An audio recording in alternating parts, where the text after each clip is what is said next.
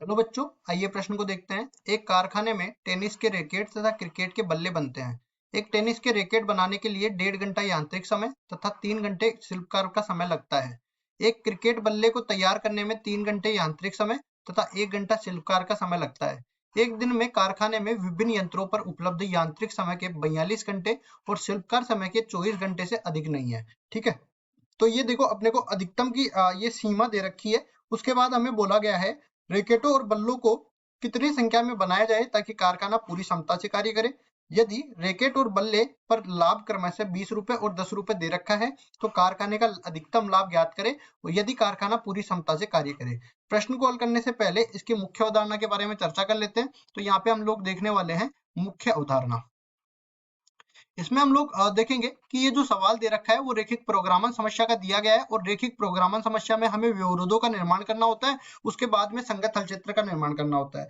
अब देखो, संगत हल चित्र से हमें कोणीय बिंदु प्राप्त होते हैं। उन कोणीय बिंदुओं को हम लोग रखते हैं उद्देश्य फलन में। उद्देश्य फलन भी हमें इसी सवाल में ज्ञात करना होगा और साथ ही साथ कोणीय बिंदुओं को हमें उद्देश्य फलन में रखने के बाद जिस कोणीय बिंदु का मान अधिकतम प्राप्त होता है वो उद्देश्य फलन का अधिकतमीकरण कहलाता है और जिस कोणीय बिंदु पर हमें न्यूनतम मान प्राप्त होता है वह उद्देश्य फलन का न्यूनतमीकरण कहलाता है। तो यहाँ पे आप देख सकते हो ये लाभ फलन के लिए बोला गया है अधिकतमीकरण। तो यहाँ पे बोलेंगे उद्देश्य फलन का हमें करना है अधिकतमीकरण। उद्देश्य फलन क्या है? लाभ फलन। उद्देश्य फलन का अधिकतमीकरण ये करना अपना जो है मकसद है, अधिकतमीकरण। इसके बाद में हम लोग क्या करेंगे, देखिए एक एक करके सब चीजें बताएंगे। इसमें क्या बोला है? टेनिस के रैकेट और क्रिकेट के बल्ले। अब हमें नहीं पता वो कितने बनाए कि हमें लाभ अधिकतम मिले, तो इसके लिए मैं मान लेता हूँ कि टेनिस के रैकेट तो अपने पास जो है x बनते हैं और क्रिकेट के बल्ले y बनते हैं। तो अपनी तरफ से मान लेता हूँ कि माना टेनिस के रैकेट x तथा और दूसरा क्या है? क्रिकेट के बल्ले। क्रिकेट के बल्ले y निर्मित होते हैं। कुल ये इस तरह से निर्मित होते हैं। अब देखो इसके आगे हम लोग समझ लेते हैं, इनके बीच में हम लोग व्यवरोधों का निर्माण करेंगे। तो पहला व्यवरोध जो ऋणोत्तर व्यवरोध है वो कहता है कि ये कभी ऋणात्मक नहीं हो सकते, मतलब धनात्मक या जीरो के बराबर होंगे और इसी तरह y का मान भी 0 या 0 से बड़ा होगा। ठीक है, अब देखो यहाँ से हम लोग कुछ व्यवरोधों का निर्माण कर लेते हैं। इसमें देखो क्रिकेट के बल्ले के लिए यांत्रिक समय और शिल्पकार का समय हम लोग देख लेते हैं। पहले यांत्रिक समय के लिए व्यवरोधों का निर्माण करेंगे। यांत्रिक समय में हम देख सकते हैं कि यहाँ पे 1.5 घंटा यांत्रिक समय टेनिस के रैकेट में लगता है और क्रिकेट के बल्ले में 3 घंटे लगते हैं। तो यहाँ पे 1.5 गुणा में x प्लस 3 गुणा में y। और देखो यहाँ पे बोला गया है कि 42 घंटे यांत्रिक समय अधिकतम कितना हो सकता है? 42 घंटे के लिए, तो छोटा या बराबर है 42 के। और इसी तरह अब शिल्पकार का समय देख लेते हैं। शिल्पकार का समय, इसके लिए व्यवरोध बनाएंगे। क्या बनेगा इसके लिए? देखो टेनिस के रैकेट के लिए तो 3 घंटे है और क्रिकेट के बल्ले के लिए 1 घंटा है। तो ये बन जाएगा 3x प्लस y और ये छोटा है बराबर है। अधिकतम कितने घंटे काम कर सकता है? 24 घंटे। तो ये 24 आ जाएगा। ये इस तरह से अपने को दो व्यवरोध प्राप्त हो गए। अब इसके बाद आगे बढ़ते हैं। हमें पहले प्रश्न में बोला गया है कि रैकेटों और बल्लों की कितनी संख्या बनाई जाए ताकि कारखाना पूरी क्षमता पर कार्य करे।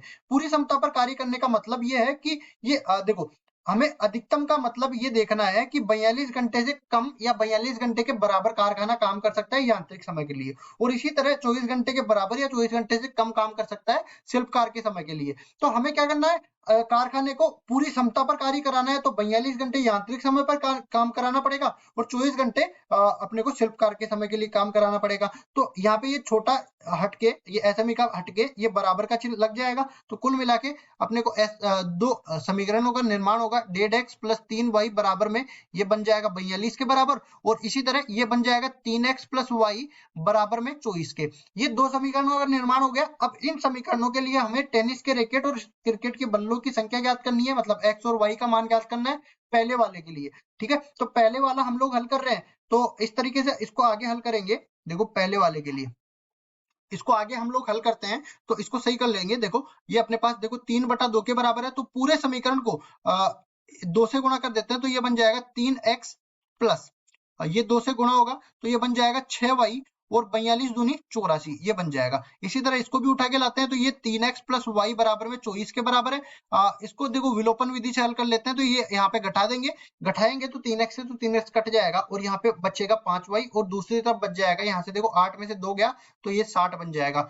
और यहाँ से हम देखेंगे कि y का मान तो आ गया 12 के बराबर, y का मान आ गया तो x का मान भी आएगा। कैसे आएगा? 3x प्लस 12 बराबर में हो जाएगा 24 के, तो 3x बराबर हो जाएगा 24 माइनस 12 मतलब 12 के, और x बराबर हो जाएगा 12/3 मतलब 4 के। तो यहाँ पे कह सकते हैं कि जब कारखाना पूरी क्षमता पर काम करे, इसके लिए क्रिकेट के बल्ले तो 12, तो यहाँ पे कहेंगे जब कारखाना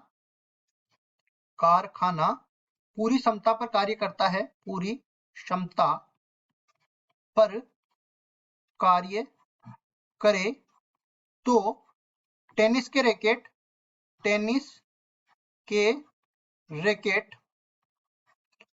ये 4 तथा क्रिकेट के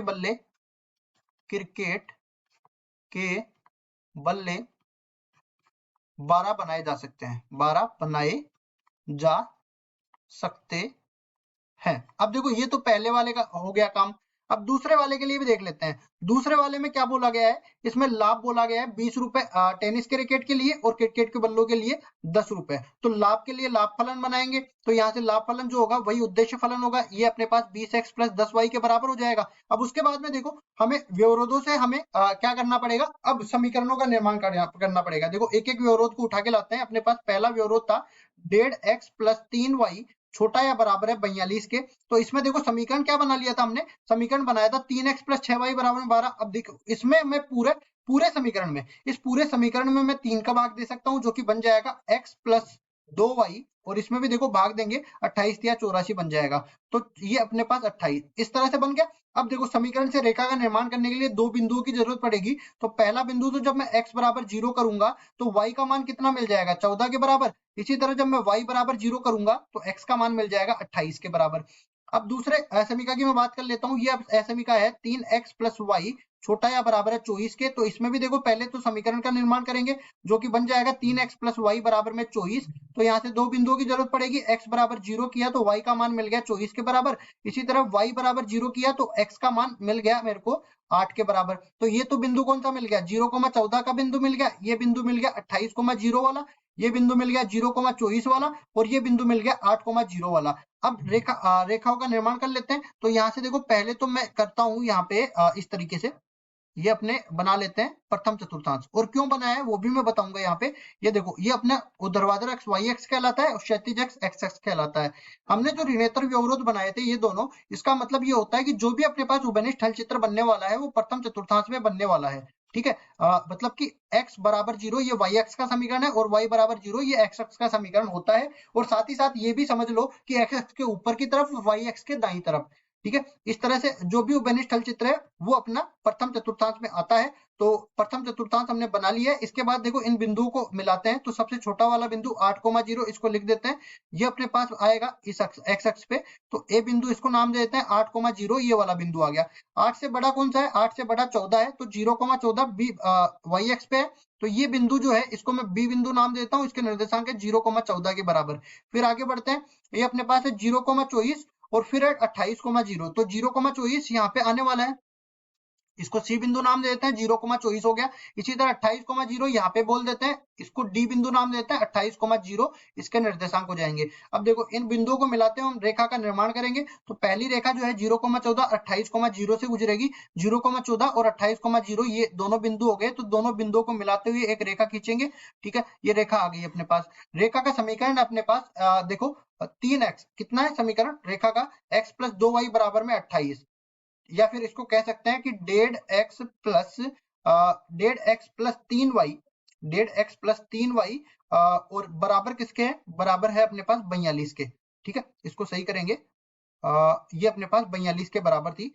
यहाँ पे गलत कर दिया थोड़ा मैंने, ये 42 के बराबर है। ठीक है, उसके बाद में देखिए इसको इसी तरह रखेंगे। दूसरी रेखा का निर्माण करेंगे। दूसरी रेखा इन दोनों बिंदुओं से गुजरेगी। तो दोनों बिंदुओं से गुजरती हुई ये अपने पास एक रेखा का निर्माण हो जाएगा। इस रेखा का समीकरण कितना दे रखा है? इस रेखा का समीकरण हम लिख देते हैं यहाँ से 3x प्लस वाई बराबर में 24। ये अपने पास 3x प्लस वाई बराबर में 24।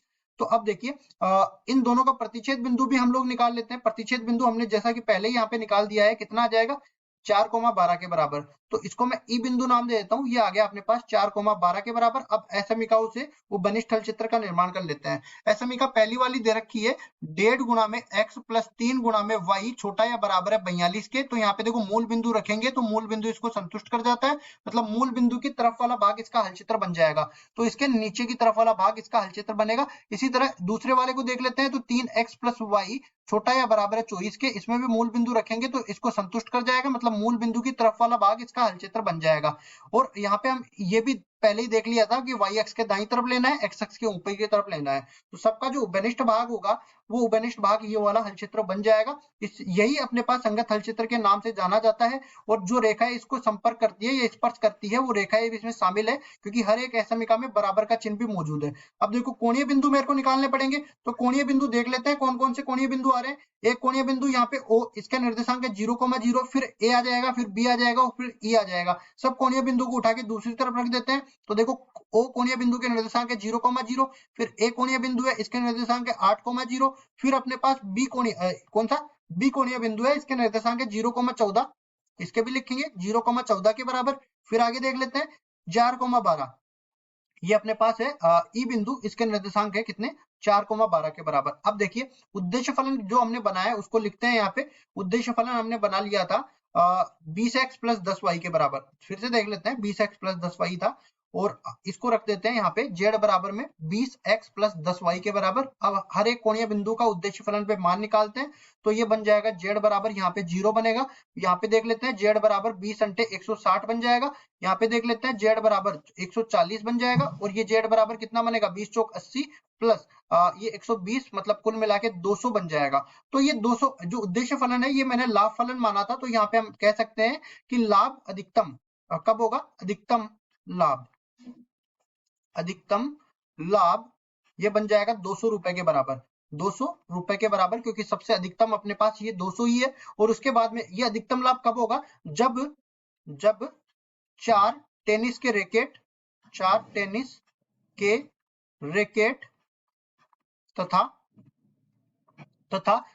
12 क्रिकेट के बल्ले बने, 12 क्रिकेट के बल्ले बने। और देखो ये हमने पहले भी निकाल लिया था यहाँ पे कि कारखाना जब पूरी क्षमता पर काम करता है तो टेनिस के रैकेट तो 4 बनते हैं और क्रिकेट के बल्ले 12 बनते हैं, यहाँ पे हमने पहले ही बोला था। और जब कारखाना पूरी क्षमता पर काम करेगा तभी अपने पास अधिकतम लाभ प्राप्त होगा, और अधिकतम लाभ 200 रुपए के बराबर हो जाएगा। यही हमारा उत्तर है। आशा करता हूँ ये सवाल आपको समझ में आया होगा। धन्यवाद।